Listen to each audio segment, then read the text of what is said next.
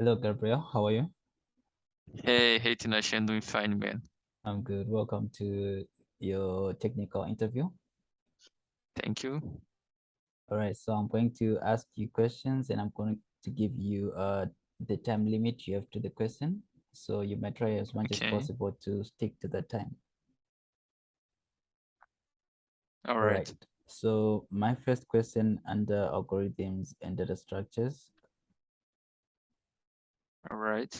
given a big string of characters, how, how do you efficiently find the first unique character in it?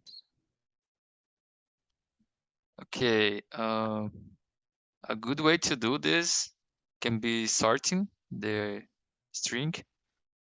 Um, Another good way to do this would iterate to every character of the string and check if there is a duplicate of them, there is a clone. So if there is not, you find the first one.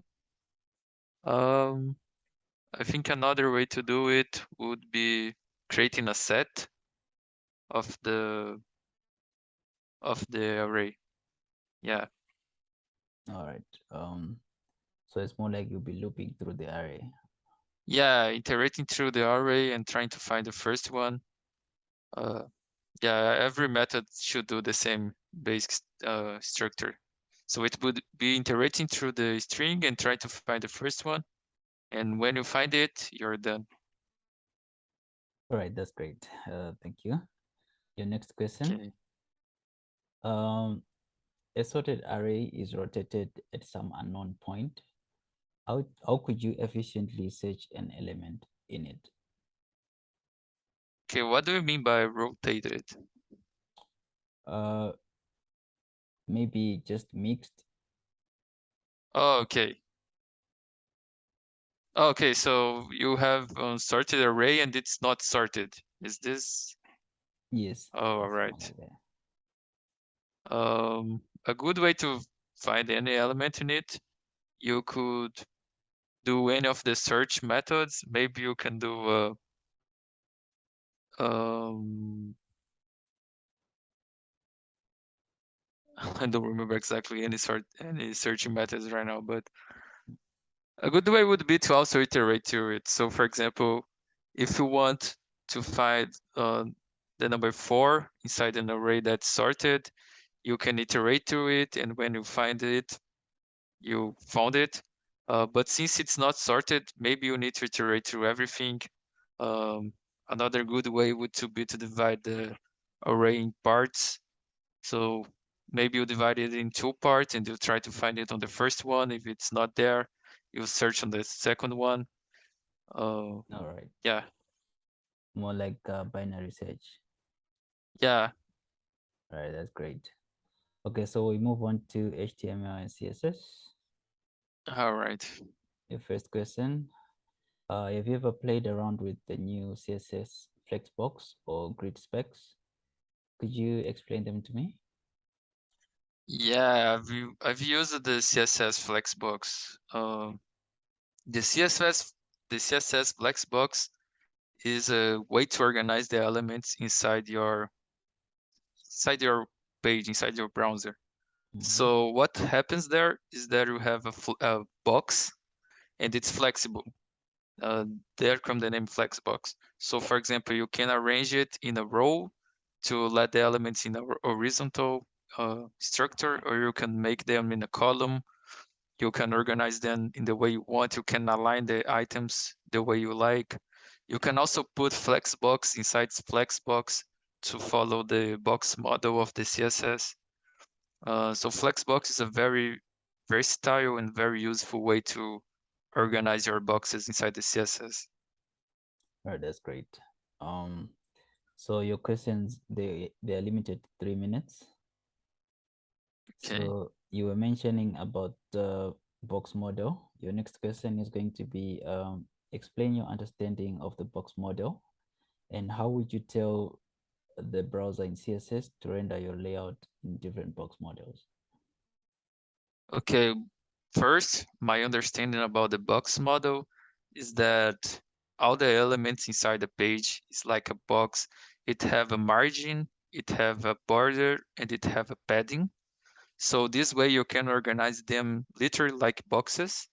So if you want to separate the boxes, you increase the margin. If you want to increase the padding, you do it. You can also edit the border of them. So they are literally boxes. And the second you asked was, how would you tell the browser in CSS to render a layout in different box models? Yes. Oh, okay. So you could edit this in the CSS file. Maybe you create some different classes and edit the box models the way you want. So for example, if you want a set of boxes to follow this layout, you create a class and give to them the specs that you want. You edit the padding and everything. And if you want another layout, you do the same thing. All right, that's great. Seems like you're proficient in CSS. Okay. So we move on to JavaScript. All right. Could you explain to me what an event loop is? What is an event loop? Yes. Okay, I don't know exactly what is an event loop, but by what I know for JavaScript, it is when you fire an event, it creates a loop and probably the actions inside it happens. So I don't know, for example, maybe you have a button that every time you press it, it fires an event loop. So it would be the actions that take when something, when the user interacts with something. That's great. More like a loop that is triggered by an event. Yeah. All right, that's great. Okay, your next question. What is the significance and what are the benefits of including use strict at the beginning of a JavaScript source file? Oh, I have no idea about this one. I never heard direct about this. All right. But if I would guess, use strict, maybe it have something to do about the private or public way about the file. I don't know. Yeah, that's correct. Okay. All right, so we move on to React Redux. Your first question, can you explain Flux? Flux. Oh, I also don't know about this. I have no idea about Flux. All right, that's okay. That's okay. Let's move on to the next question. Okay. So explain the standard JavaScript tree chain, transpilation, JSX, and these item significance in recent development. What sort of tools might you use in the build steps to optimize the compiled output React code? Okay. As far as I know about Babel and JSX and this kind of new elements, they optimize the way the files are written, and also they don't affect the original files. So I don't know if you are using this new stuff, it's probably more useful because you are going to have less errors. You are going to interfere less in the original object that you want to change. So if I have, I don't know, if I have a web page and I want to change stuff on it, if I use JSX, it's going to create kind of a mock and that there, and then it send all the changes at once instead of changing everything. So this is very significant in the development because it opens the developer to less bugs and less errors.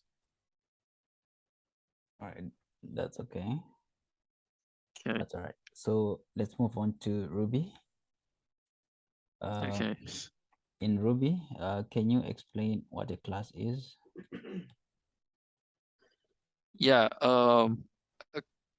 As Ruby is an object-oriented programming, classes are a very important basic structure in our code. So a class is an element in your file that can create objects. So for example, if you have a class of cars, you can create objects of more cars that are going to inherit from this class that you have. So if you have a class, you can add methods to it, and these objects that inherits from them can, sorry, I had to turn my camera off. So these objects that inherit from it, you can change the methods on them. So for example, if you have a class car and you have an object that would be a model of the car, you can give them original methods and change the way it affects everything. So a class is basically a structure that can create objects inside your file in Ruby. That's great. So what is the difference between a module and a class? Between a module and a class? Yes. Okay, as far as I know, the class, just like I said, can generate objects. So if you have a class car, you can generate a lot of cars from it, sorry, a lot of objects, and you can specify them and change them. And a module, you couldn't do this. It would just be a set of actions without this inheritance. That's great. Well explained. Okay. Right. In Ruby, what does self mean? Okay, self, it depends where you call it, but it refers to what is calling this method. So for example, if you have a class in Ruby and you call self inside this class, you are referring to this class. If you have, for example, a method inside the class and you use the self, you can access directly the class itself. So as the example, if I have a class car, and inside this class car, I have a method accelerate, I can use the self to direct to the car. So it would be direct to the class itself. Right. And I don't know, if you have a method, it would refer to itself as well. Nice. All right. Then we move on to Ruby on Rails. Okay. Your first question: what do we need to use? Why do we need to use HTTPS instead of HTTP? Okay. HTTP is an old version of HTTPS, and the S, you can say it's for security. The new S is a more secure way to make your web transaction, make your links. So you need to use this because of the securities. It's more concise than just HTTP. All right, that's great. So it's another extra security of layer. I mean, layer of security. Yeah. Okay. So for your last question on Ruby on Rails, what Okay. do we need to test in controllers?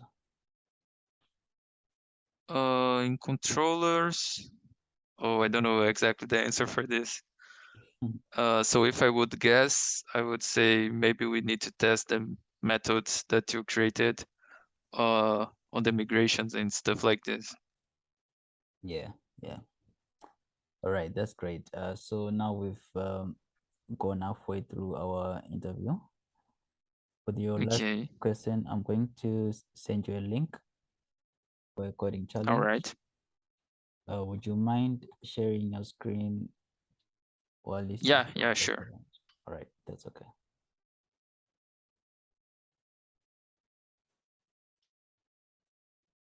Okay. How long do I have to solve this? To try to solve this? Sorry. You have 30 minutes. All right. Okay, so given an M, X, and right of diagram board and a string word. Okay, I need to return true if word exists in the grid. The word can be constructed from letters of sequentially adjacent cells, where adjacent cells are horizontally or vertically. And the same letter may not be used more than once. All right. So this is an example of how this means in an array. And the word A, B, C, C, D should return true, right?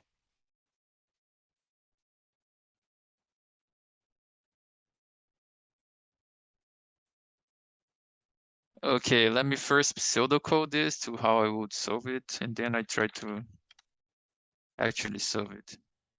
Brilliant. So the first thing to do would be to gather the first element on my word. So for example, here I have the A. So check the word letter by letter and check for the letter neighbors. That would be, for example, the A have B and S as neighbors. This would be the next element or the previous element on the array, or one element, the next element on the same column. Yeah. So elements nearby on the same array plus up and down column. So for example, A have B and S, but it also would have an element here and an element here. So I would check for it and check if the next element, so I would check if the next letter on the word is a neighbor, right? So if it is a neighbor, I repeat.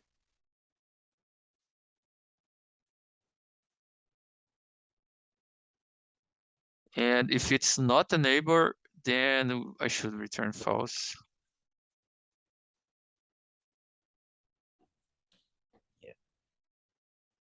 And at the end of everything, I should return true.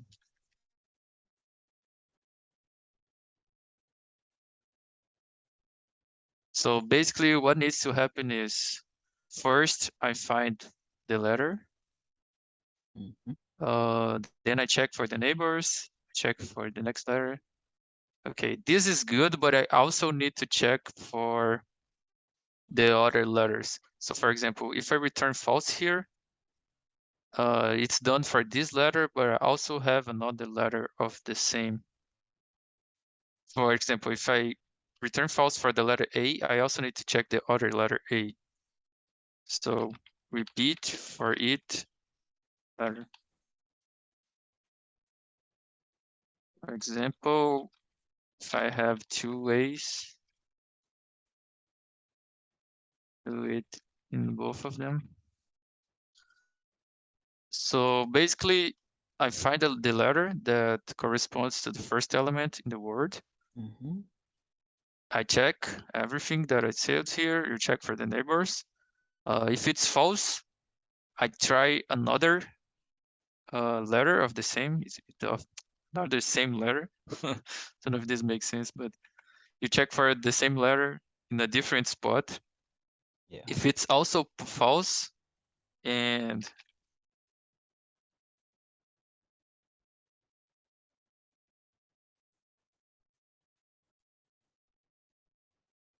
if it's also false, I need to return false and the program ends.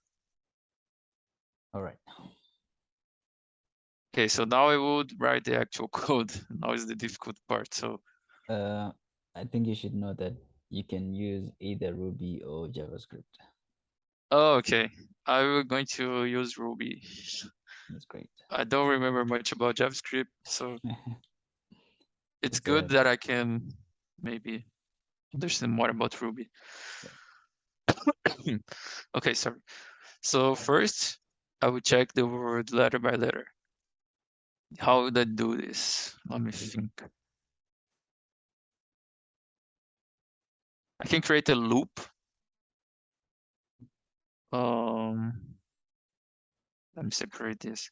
I can create a loop, and for each instance of the letter, I check inside this the board, right? Okay, so let's do it.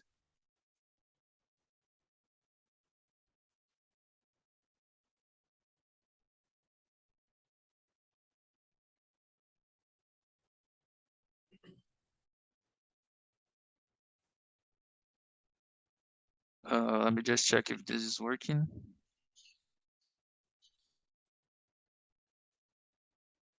All right. So here I can iterate through every letter inside the string. That's great. So for each letter, I need to do this thing right here. So the first part is done. Now I need to check for the letter neighbors. But before that, I actually need to find the letter inside the board. So now I need to find this letter inside the board. So for example, I have the letter A. I need to find where it is inside the board. So how do I do this? I can, let me create a function.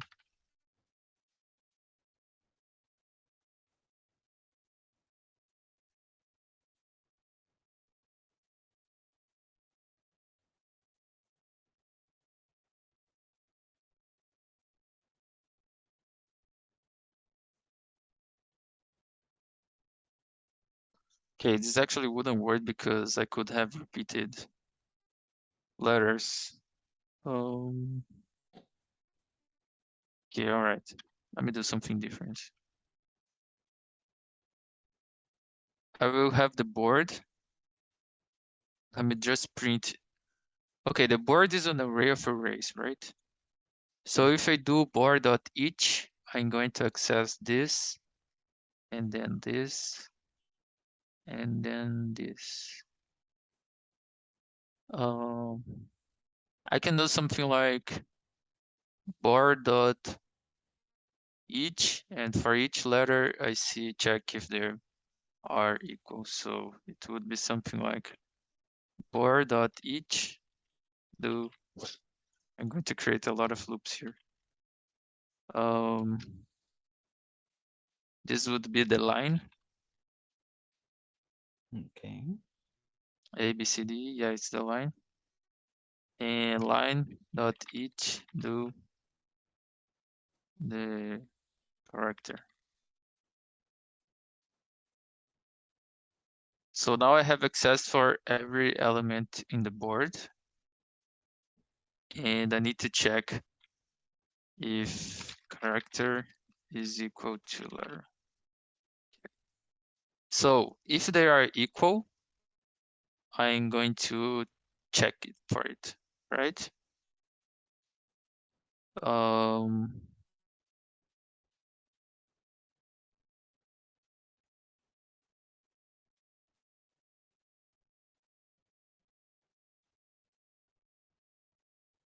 all right, so how would I do this? I think now I can put my logic here. So the first thing would be check for the neighbors. So how do I do this? A neighbor is an element in the I plus 1 and I minus 1. So for example, the neighbor of A would be B and the element that would come before it. But it's also the element on the same I, but on the next J and on the previous J. So what does this mean? I need to check. I actually need to check for the next element. So word which are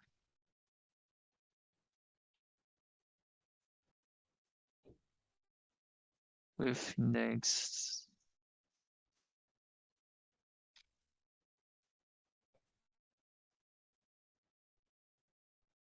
Okay.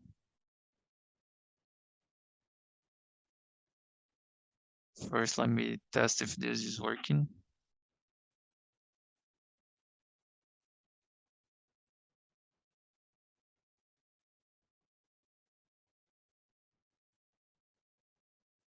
Okay.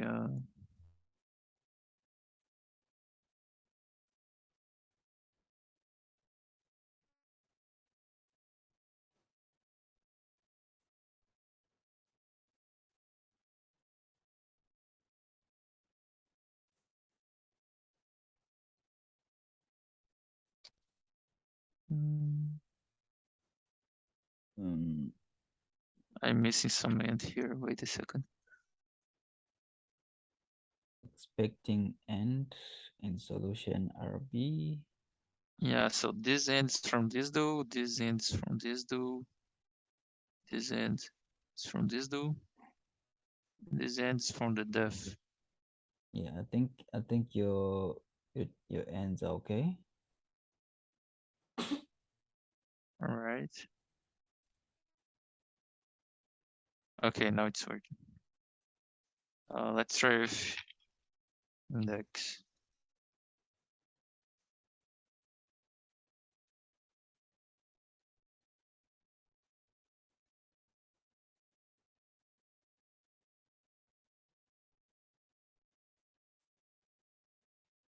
Yeah, it's working. Okay, now that I know this is working, I can check for it. So it would be if the character is equal to letter. So first check for same line and then check for same column. So checking for the same line would be if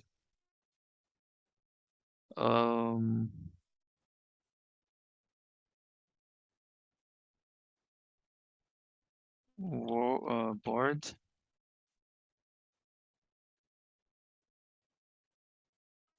No, wait a second.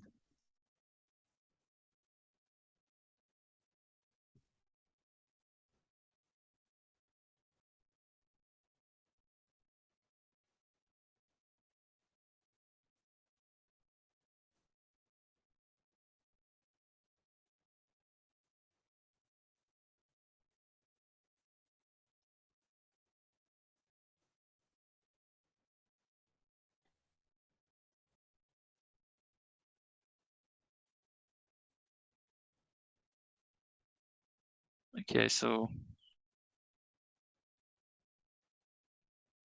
if the board in the position,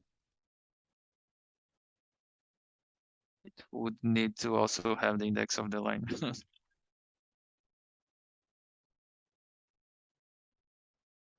So the board in the position of the line index, in the position of the char index plus 1.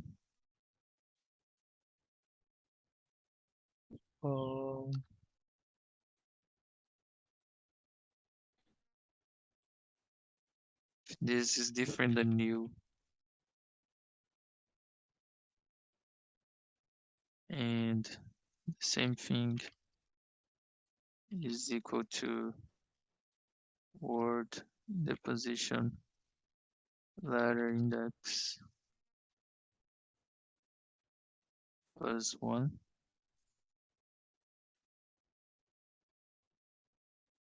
Then I would have the correct sequence.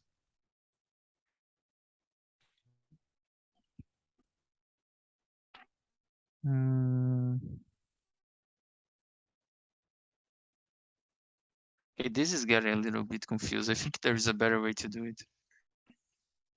I guess is the loops. Yeah, Yeah, I don't know if I need that many loops. you might need Okay, them. let me think about the logic again. So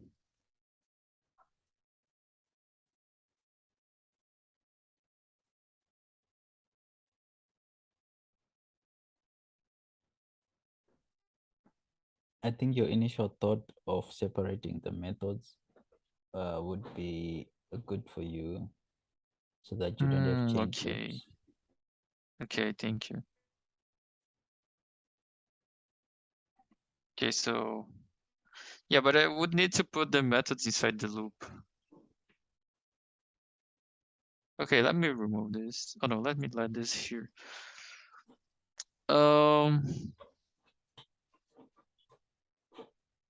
I'm trying to think if there's a better approach to this. Maybe this part is okay. Okay, so if the board on the same line and on the next car exists and it's equal to the next letter of the word.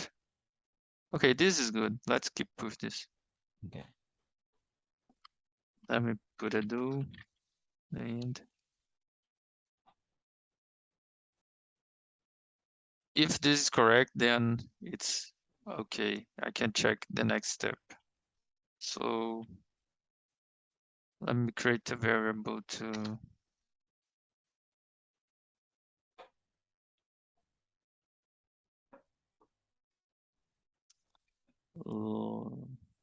car.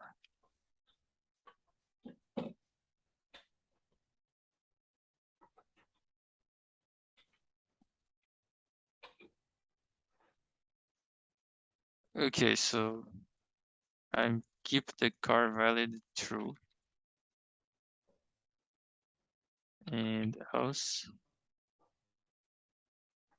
I check for the same thing. Else if, sorry. But now on the -1.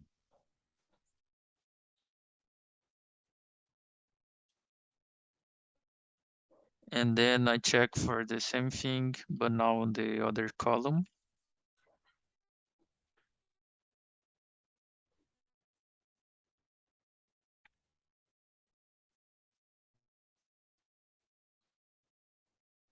Oh, I forgot to do. This thing name is huge. Wait a second.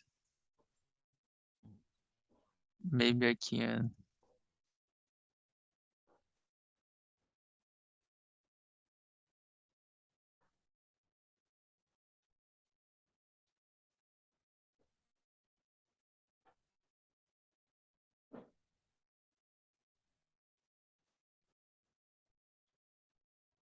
Or I already have the line here. Oh, okay, so I didn't need to do this.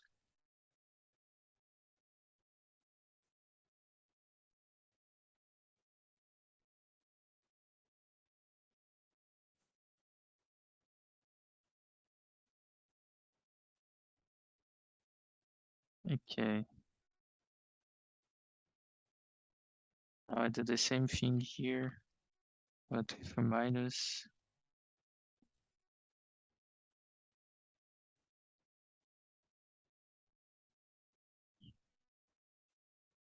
Okay, now I check for the columns. And the column would be the element on the same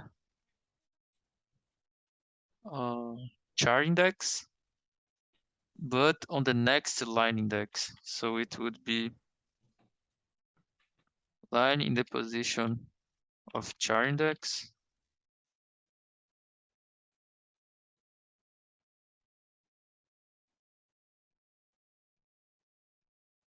Sorry, it would be board in the position line index plus 1.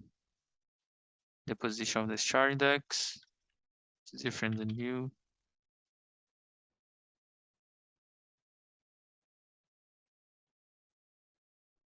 And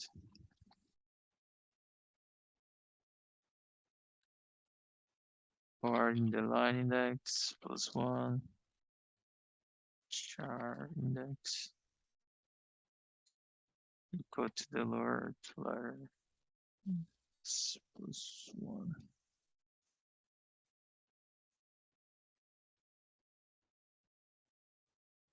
And I put the same thing.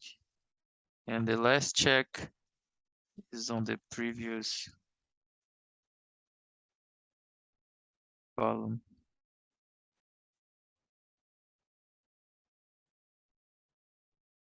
If none of them is right, the char value is false. Right? So this checks if the neighbor is the next word. Okay. Right? So what I need to do if this is true is to verify the next word, so I don't need to do nothing because it's already going to do it. And what I need to do if it's false, I need to stop this. And yeah, I need to stop it. Okay, so so maybe just to return false. yeah, okay, the thing is that if it's true, the word,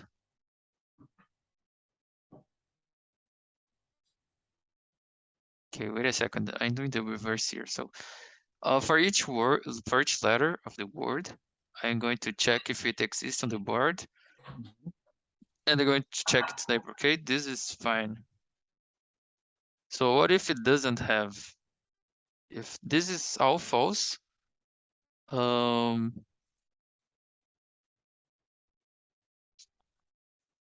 need to check on the board for a similar letter. For example, if I have two A's, I'm going to need to test it. Okay. So I will need to return to this. It's already happening. So it would become false, right?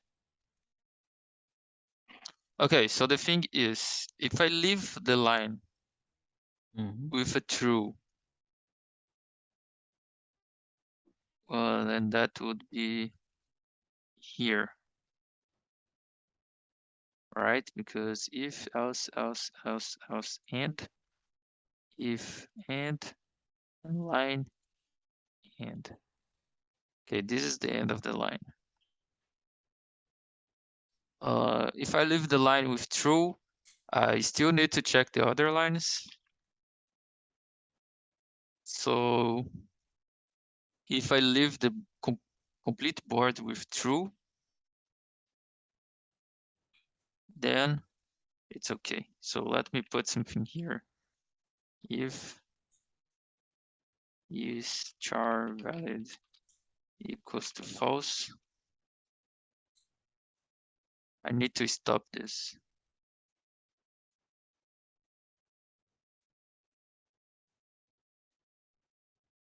Okay, let's see how it's going so far.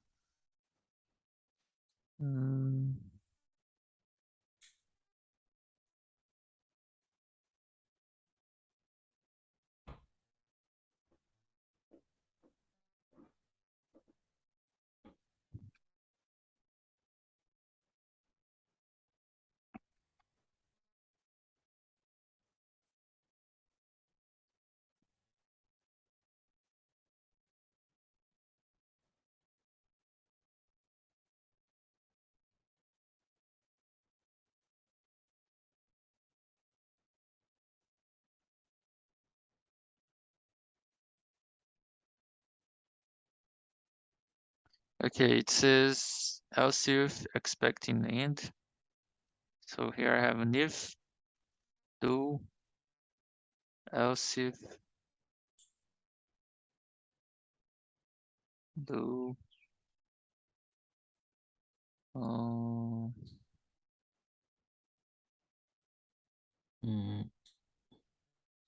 Okay. yeah, maybe I got the wrong syntax here, right?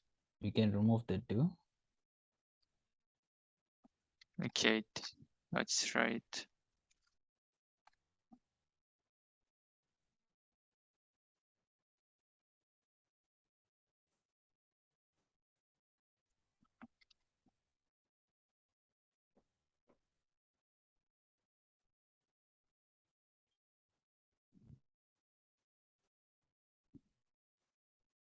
Okay, it says undefined for new.